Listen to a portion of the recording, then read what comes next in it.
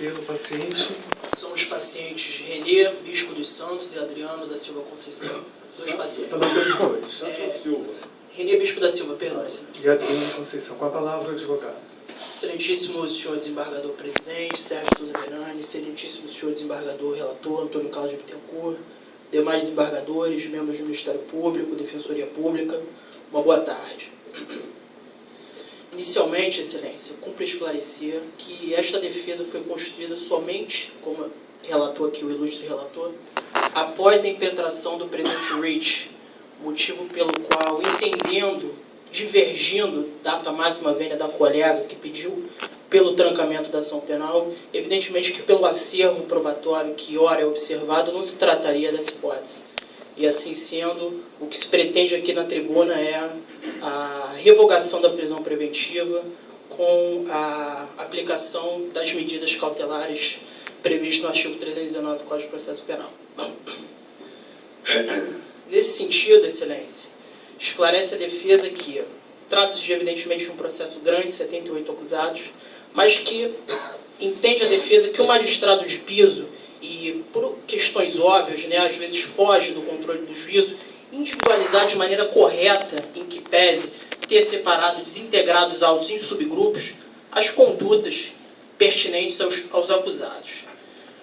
Os ora pacientes Renê Bispo da Silva e Adriano da Silva Conceição possuem uma particularidade especial no tocante a esse processo, na medida em que são camelôs, não são policiais civis, não são policiais militares, e evidentemente estão sendo denunciados pela prática do crime do artigo 288, combinado com o artigo 316, crime de concussão, na forma do concurso de pessoas e concurso material.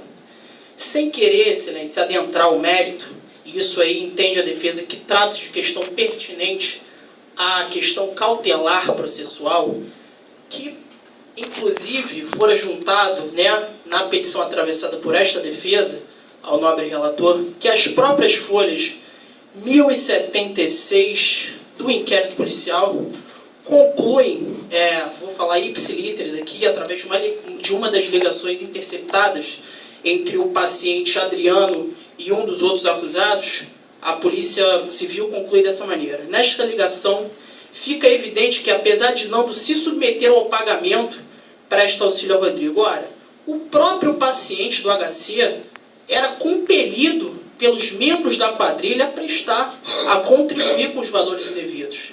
Dessa maneira, eu não tenho nem como falar de domínio do fato, ou sequer domínio funcional do fato, que evidentemente irá incidir em sede de dosimetria, como causa aí do parágrafo 1º do artigo 24, do artigo 29 do concurso de pessoas.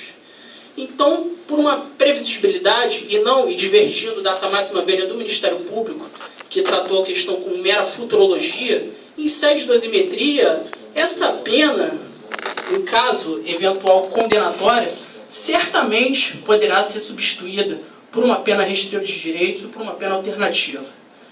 Então, um dos motivos, evidentemente, é a desnecessidade da manutenção cautelar dos pacientes.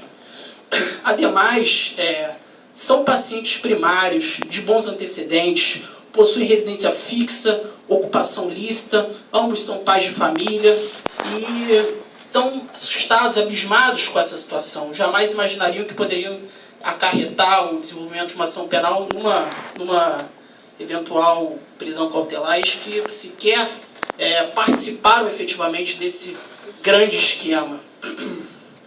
E, então, assim sendo, excelência, denota-se ausente o fumus comis delicti, o perigo de liberdade, e não há a menor razão para a manutenção da segregação cautelar, seja por motivos de direito, por motivos fáticos.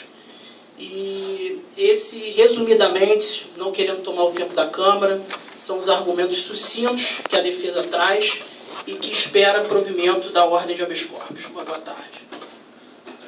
Retorna a palavra o desembargador relator. Então, vou ter que me estender um pouquinho no voto, senhor presidente. Bom, os pacientes foram denunciados juntamente com mais 76 réus, a sua grande maioria policiais civis e militares, como